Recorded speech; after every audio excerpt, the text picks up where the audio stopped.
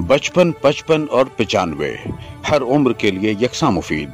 मफाद आम्मा का आलम बरदार। जरूर सब्सक्राइब करें, लाइक करें, शेयर करें और बेल आइकन प्रेस करना न भूलें। Rabbani the scholar YouTube channel. अफसाना है उन्वान है पंखड़ी गुलाब की सी।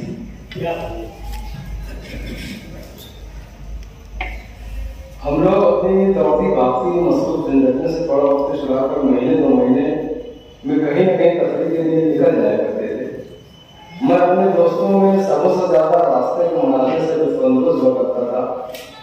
पीछे की तरफ दौड़ते भागते रस्तों की कतारें, एक चक्कर सा काटता हुआ मैदान, खेत और वादियां, लपकते चले आने वाले छोटे बड़े पहाड़, कहीं उन पहाड़ों की चोटियों को झुककर चूमते और उनकी बनाए लेकर गुजर जाने वाले सिया सफेद सुरमई उजले आगे के टुकड़े, जमीन की मोहब्बत में पहाड़ों से उतरते चले आने वाले झरने, लहराती बदलती नदियां, टिकटिकी बांधे आसमान को कतरे चले जाने वाली झीलें मुझे हमेशा ही अच्छी लगती थी।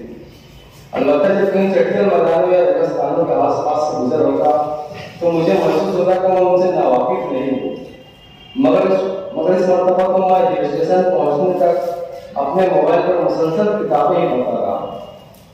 मेरे दोस्त शिकायत करते रह गए, मगर मैंने हिल स्टेशन पहुंचने के बाद ही पढ़ना बंद किया। हिल स्टेशन पहुंचते ही हम लोग अपने जाने पहचाने मकाम की तरफ बढ़े। वहां कुदरत ने चारों तरफ हरियाली बिछा रखी थी। हवाओं के तसलसल और उनमें शामिल ठंडक जमीन से 800-900 फीट ऊपर उठाने का खुशबू एहसास पैदा कर रही थी। मौत की सी खामोशी वाली गहरी खाई से लोगों को बचाने के लिए लोहे का मजबूत जंगला लगाया गया था। जंगल से 10-15 फीट आगे बांस की कपचियों और गलियों पर प्लास्टिक का साइबान तान कर छोटी छोटी दुकानें बनाई गई थी। उन दुकानों के मालिक आने वालों को आवाजें देकर अपनी तरफ बुला रहे थे, मगर हम दोस्तों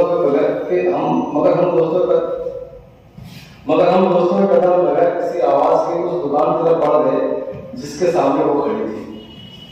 सफेद लिबास और उसके गले में पड़ा हल्के ज़ाफ़रानी रंग का दुपट्टा उसे बंद सवर कर आने वाली दूसरी लड़कियों से मुमताज कर रहा था। वो अपनी फैमिली के साथ एक सफेद घोड़े के पास खड़ी थी। उसे देखते देखते मेरे जहन में थोड़ी साया सा लहराया।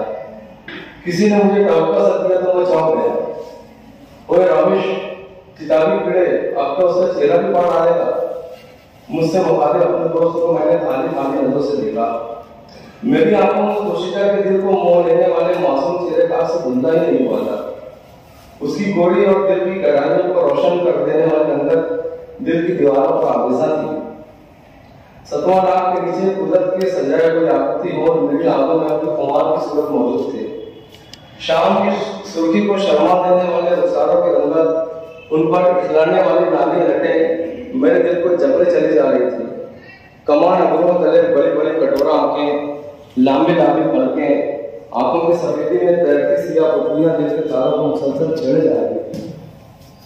उसका लहजा कानों में रस घोल रहा था। उसकी मीठी आवाज दिल तक उतरती चली जा रही थी। उसके कहकों से मेरे आसपास जलतरंग बच्चे महसूस हो रहे थे। वो एक शहजादी की तरह दिखाई दे रही थी। उसके हाथों में घोड़े की लगाम थी। घोड़ा बिल्कुल किसी गुलाम की तरह से झुकाया खड़ा था। घोड़े की दुम जमीन को छू रही थी, लेकिन उस शहजादी की पतली और नाजुक कमर को छूकर इठलाते हुए बड़े बड़े कुएं में चूम लेने वाले बालों ने हवाओं से सांस बांस कर रखी थी। वो थोड़े वक्त से उसे अपनी बाहों में समेट लेने को मचल रहे थे।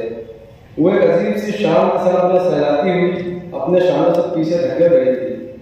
उसे देखते हुए मुझे यूं महसूस हो रहा था जैसे मैं अगर कुछ कहने के लिए जब को जुम्बिश दूं तो मेरे अल्फाज अशार में ढल जाए। उसके लहराते बालों को देखकर लगता था कि हवाओं में हाथ लहरा दूं कि जादू से सारे मंजर का छा जाए।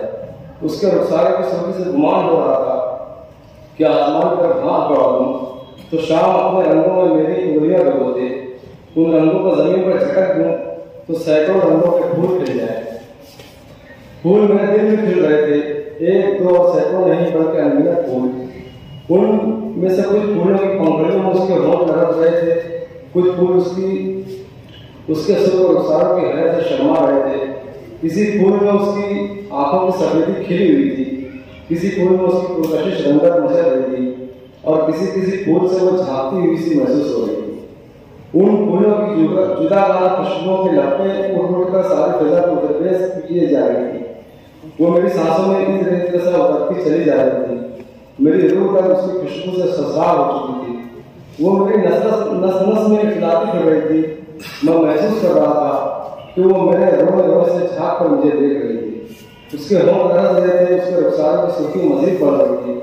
शर्म से झुक जाने वाली लंबी लंबी पलकें उसकी कटोरा आंखों की पुतलियों पर आरती नकाब डाल रही थी। मैं मजबूत से उसे करके चला जा रहा था।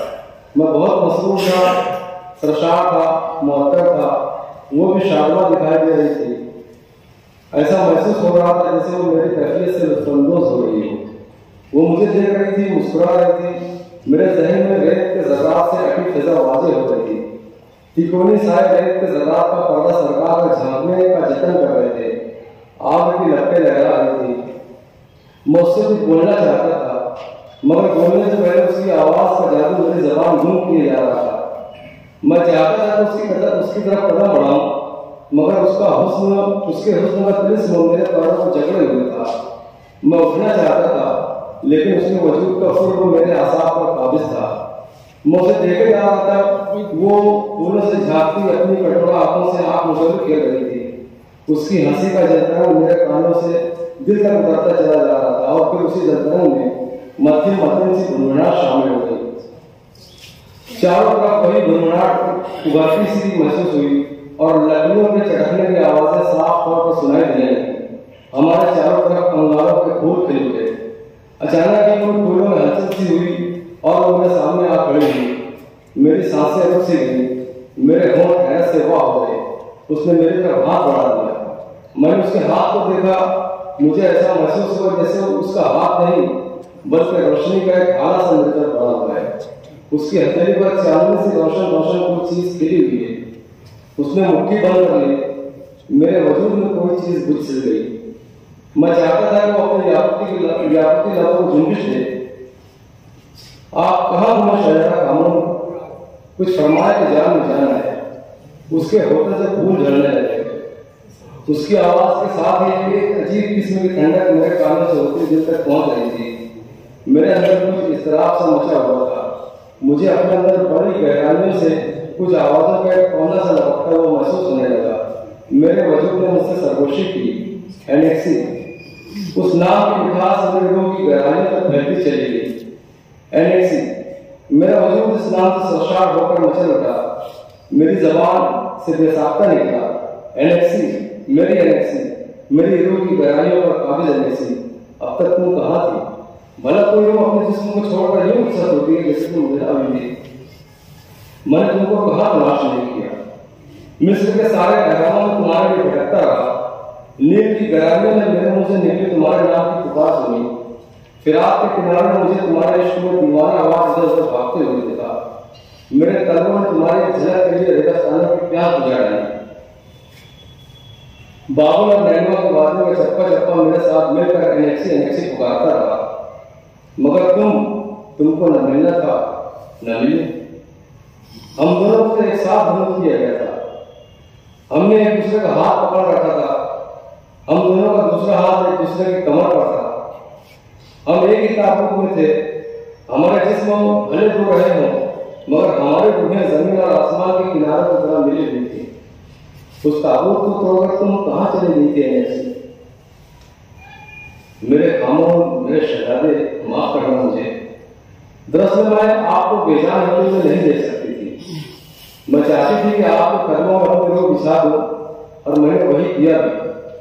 आप मेरी तलाश में बड़ी सुबह से दीवानावार कहीं निकल चुके थे, इसलिए मुझ पर आपकी नजर नहीं पड़ सकी। अपनी रूह को आपके कदमों में बिछा देने वाला वो लम्हा बेइंतहा मसरूर कुन था। मेरी रूह अजीब किस्म की लज्जतों से सरशार थी, और जब इस सुरूर के दरमियान आपका ख्याल आया तो मैंने देखा आप अपना जिस्म छोड़कर कहीं रुखसत हो चुके थे। उसके बाद मैं खुद भी तो आपके लिए दीवानावार इधर उधर भटकती रही हूँ। मैंने भी आपके लिए बहुत सारे मुल्कों की सरहदों पर हमला है।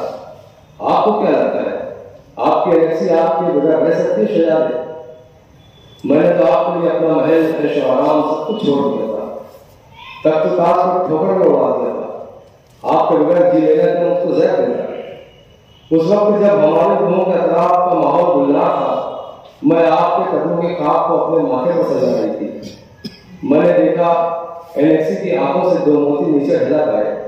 वो जैसे ही जमीन पर गिरे, जमीन ने सिसकारी से भरी और उन आंसुओं की जगह दो पौधों को सजा दिया। उन पौधों में एलेक्सी की आंखों की शबाब की खिली दोनों पत्तियां हमें देखने लगी। मैं खड़ा उठा, मेरे अंदर हलचल सी मच गई। मैं वो खड़ा हुआ, मैंने दोनों हाथों से अपनी एलेक्सी का हाथ थाम लिया।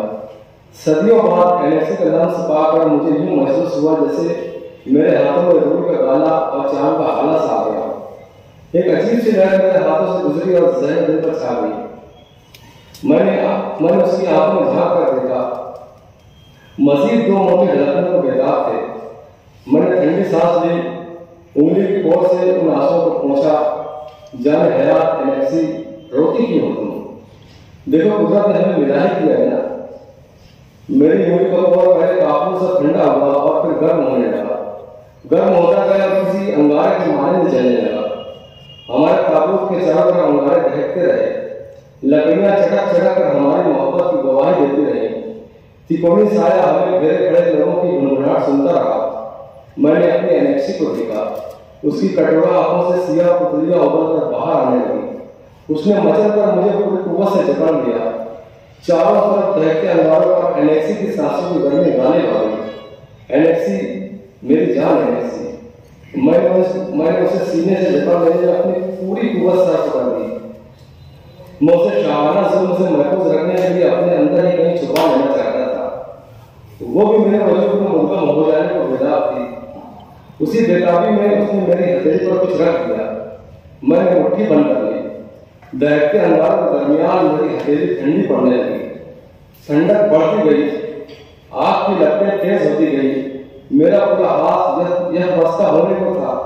रफ्ता रफ्ता मेरे सारे वजूद पर वही ठंडक भारी आती चली गई। एलेक्सी मेरी बाहों में थी, मेरी मुट्ठी बंद थी। हम दोनों एक ही ताबूत में थे। ताबूत के चारों तरफ अंगारे ढह गए थे। खौफों के एहराम में तिकोनी साए में जलाई गई वो आग हमारी मोहब्बत की गवाह थी। हम दोनों एक साथ पिघल जाने को बेताब थे। मेरी बर्फ होती बंद यकीन सारे वजूद को ठंडा भी दे रही थी। अचानक ही कोई मेरी बंद मुट्ठी खोलने की कोशिश करने लगा। रामेश, ये तो मुट्ठी में क्या लिए बैठा है? इतनी ठंडी क्यों तेरी मुट्ठी? तेरा तो पूरा हाथ ही बर्फ हो रहा है। मगर रामेश, तुझको तो बड़ा तेज बुखार है यार। मैंने खाली खाली नजरों से बोलने वाले को देखा। मेरा दोस्त मेरी पेशानी पर हाथ रखे हुए था। मैंने एलेक्सी को देखा। वो मेरी बाहों में नहीं थी। मेरे चारों तरफ हरियाली बिछी हुई थी। एलेक्सी घोड़े के पास भी नहीं थी। घोड़ा अभी भी किसी गुलाम ही की तरह सर झुकाए खड़ा था। मैंने बंद मुट्ठी खोली। मेरी हथेली पर चांदनी से कोई शय रखी हुई थी। सफेद, खुशबूदार, रोशन रोशन, एक बड़ी गुलाब की सी। मुस्लिम टाइगर मुंशी साहब अपना खाना यहाँ पर पेश कर रहे थे। इस पर जो साहब की तबसरा करना चाहें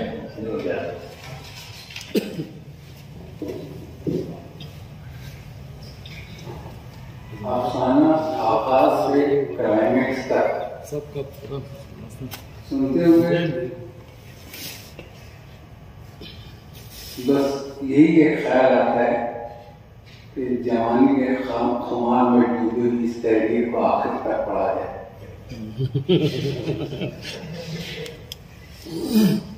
लेकिन यहाँ अफसाना निगार में क्लाइमेक्स पर पहुंचकर जो नफ्सियाती गिरहें खोलने की कोशिश की है और जिस खूबसूरती से उसने उसको खोला है, मैं उसमें उनको मुबारकबाद देता हूँ।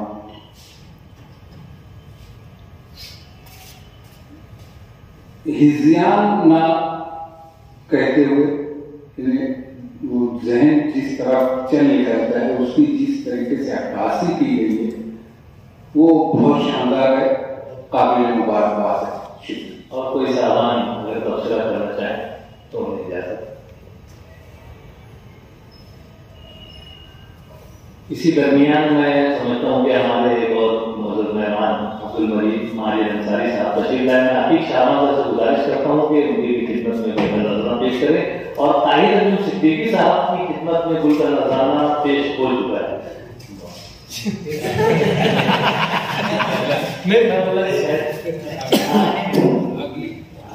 आइए मैं अगले रमजान की हैसियत से हमारी लिस्ट में मौजूद मोहतरम अजमत इकबाल साहब से गुजारिश करता हूँ कि माइक पर तशरीफ लाएं और अपनी तकरीर पेश करें।